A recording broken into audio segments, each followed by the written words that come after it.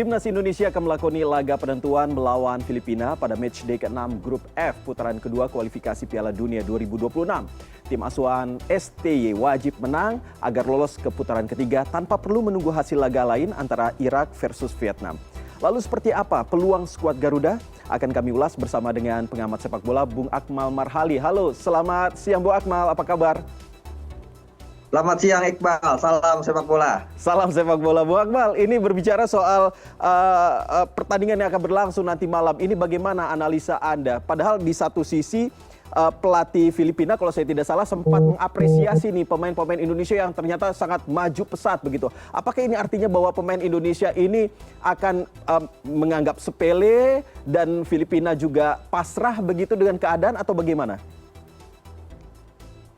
Ya, ini pertandingan sangat menentukan ya. Bagi Indonesia kemenangan adalah harga mati karena ini akan meloloskan kita ke babak ketiga kualifikasi Piala Dunia 2026. Dan tidak tergantung dengan hasil yang akan terjadi di laga antara Irak melawan Vietnam. Kalau bicara komposisi materi pemain, bisa dibilang Indonesia berada levelnya di atas Filipina ya dengan materi pemain diaspora yang dimiliki saat ini. Secara ranking FIFA juga kita di atas Filipina. Kita 134 sementara Filipina 141. Kemudian bicara rekor pertemuan kita sangat superior berhadapan dengan Filipina di mana dari 28 pertemuan kita 23 kali menang, 3 kali imbang dan hanya sekali kalah. Satu kekalahan terjadi di Piala AFF 2014 ketika itu yang dimainkan di Maidin Stadium Hanoi saat Indonesia kalah 4-0 lewat gol salah satunya dari Yong Husband, kemudian juga Manny Oates dan Gears serta Richard. Nah, dari situ kemudian menggambarkan betapa kita sangat kuat ketika berhadapan dengan Filipina dari sisi rekor pertemuan. Apalagi kalau bicara 28 pertemuan, kita pernah menang 12-0 melawan Filipina pada 1972. Bahkan di Stadion Utama Gelora Bung Karno Senayan pada 23 Desember 2002, kita pernah menang 13-1 melawan Filipina ya. 4 gol dicetak Bambang Pamungkas, 4 gol dari Zainal Arif, kemudian dari Budi Sudartono, Sugiantoro 2 gol, Imran Nahmaruli dan juga gol bunuh diri dari Filipina, 1 gol Filipina ketika itu yang saya ingat karena saya menyaksikan pertandingannya langsung diciptakan oleh Allegro.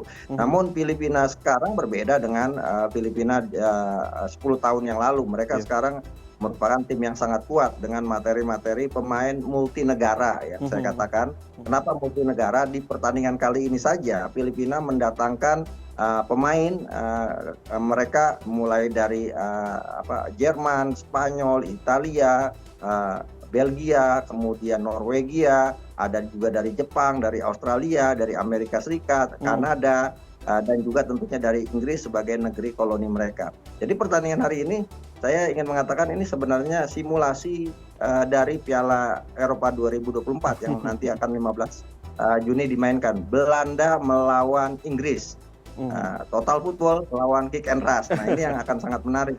Karena mayoritas pemain diaspora kita kan dengan absennya Jordi Amat semuanya adalah pemain-pemain yang berdarah Belanda.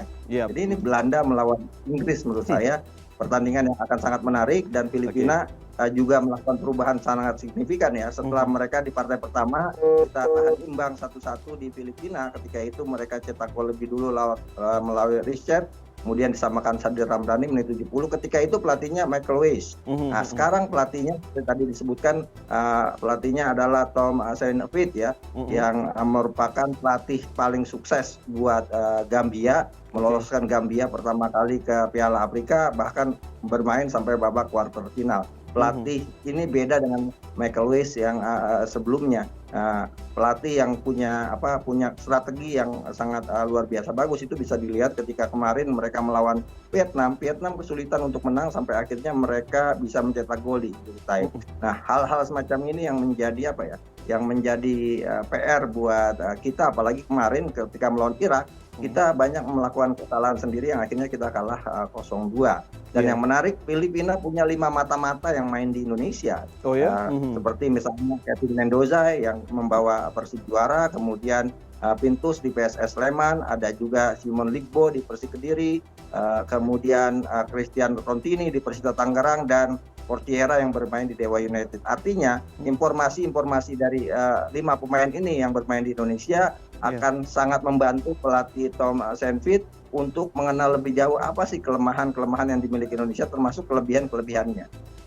Intinya tim Indonesia, tim Garuda tidak boleh anggap remeh begitu ya. Kita mengingat juga filosofi bola begitu ya. Bola itu bundar yang bisa saja sewaktu-waktu bisa berbalik. Tapi ini saya mendapatkan informasi juga ini Bu Akmal terkait dengan Jay Itzes yang kemungkinan akan tampil menggantikan peran Jordi Amat yang terkena kartu merah, dan juga ada debut Calvin Verdong.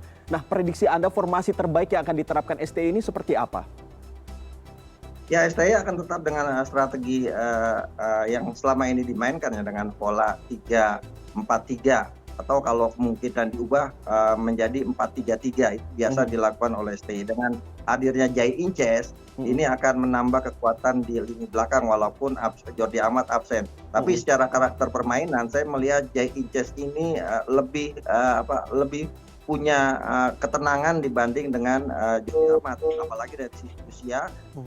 Jay Inces lebih muda dan dia sudah membuktikan tampil sangat tenang ketika berhadapan dengan Vietnam di Vietnam, dan kita menang 3-0 dengan dia mencetak 1 gol dalam debutnya bersama tim Indonesia. Nah, ya sementara Jordi Amat sudah termakan usia dan agak lambat. Jadi masuknya Jay Inces ini tenaga tambahan yang sangat luar biasa buat lini belakang tim Indonesia. Ditambah lagi hadirnya Calvin Verdong ya, yang diharapkan dengan pengalaman yang dimiliki di era divisi, Calvin Verdong bisa menutup kelemahan Indonesia di sektor kiri. Ini yang akan menjadi senjata buat Indonesia untuk bisa mengalahkan Filipina di pertandingan yang sangat menentukan ini. Jadi saya justru sama dengan Bung Iqbal, saya menunggu penampilan Jay Inces dan juga debut dari Calvin Verdong yang diharapkan bisa seperti debutnya Jay Inces dan Ragnar Oratmangun. Debut langsung bisa mencetak gol dan memberikan kemenangan untuk Indonesia, dan akan sangat spesial karena ini dilakukan di Stadion Utama Gelora Bung Karno Senayan Jakarta yang akan dihadiri oleh bisa sampai 70 ribuan penonton yang akan memberikan Indonesia.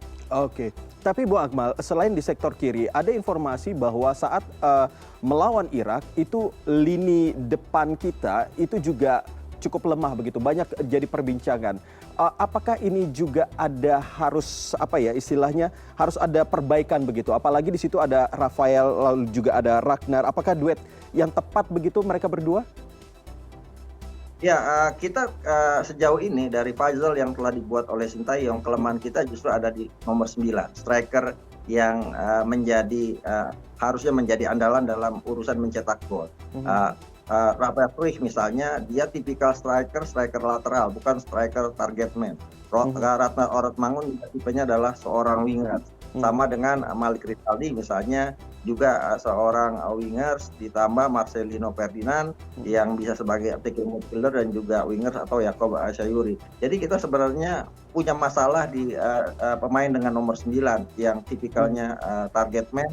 Kalau dulu kita punya banyak seperti Ferry Sandria, kemudian Ricky Yakobi, ada juga Bambang Nurdiansa, kemudian Widodo Cahyano Putro, sampai eranya Bambang Kurniawan Dwi Yulianto, Bambang Pamungkas, dan terakhir Boaz Solosa, Ilham Jaikusuma. Setelah itu praktis kita tidak punya striker nomor 9 yang benar-benar menakutkan lini pertahanan lawan. Ini imbas dari globalisasi sepak bola. Kalau dulu rata-rata tim bermain 3-5-2 dengan kompetisi domestik, duet strikernya itu biasanya lokal dengan asing. Sementara saat ini di Liga 1 misalnya, kita ada problem di mana hanya pakai satu striker tunggal dan rata-rata dimainkan oleh pemain asing. Dan kalau kita lihat misalnya top scorer Liga Indonesia, semuanya 6 besar semuanya adalah pemain asing yang membela klubnya masing-masing. Artinya sebenarnya masih ada PR buat proses naturalisasi atau diaspora yang kita lakukan sejauh ini. Proses menghadirkan pemain keturunan untuk menjadi warga negara Indonesia lebih banyak di posisi belakang. Posisi depan nomor 9 terlupakan. Memang ada yang baru adalah Jan Stevens, tapi usianya masih terlalu muda, 18 tahun. Kita butuh pemain-pemain matang seperti misalnya Tom Hey atau Calvin Verdong yang usianya sudah matang, yang dengan pengalaman dan kematangannya ini akan menjadi apa namanya, kartu as atau aktor utama di permainan Indonesia saat ini. Jadi puzzle-nya Sintayong saat ini masih kurang di posisi nomor 9. Dan kalau tadi kita dikatakan bahwa bagaimana dengan Ratno Orbangun dan Rafael Struij, ya dua-duanya saya katakan dia bukan tipikal striker nomor 9, lebih kepada striker lateral dan juga wingers yang apa namanya, bahkan kalau saya lihat Sintayong lebih banyak memainkan pola false nine tanpa seorang striker. Dan sejak dia menangani tim, misalnya ada Dendi Sulistiawan sebelumnya, bahkan Dimas Derajat walaupun seorang target man, tapi dia lebih banyak juga membuka ruang. Ada juga Ramadan Sananta, tapi Ramadan Sananta sudah tidak masuk dalam skenario atau skemanya Sintayong yang mengandalkan defense attack dalam bermain, bertahan, kemudian melakukan serangan balik, dan ini ciri khas Sintayong sejak menangani Korea Selatan.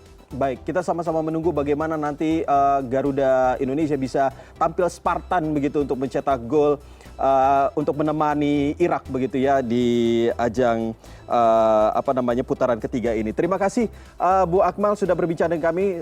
Salam sehat selalu dan sampai jumpa lagi di lain kesempatan.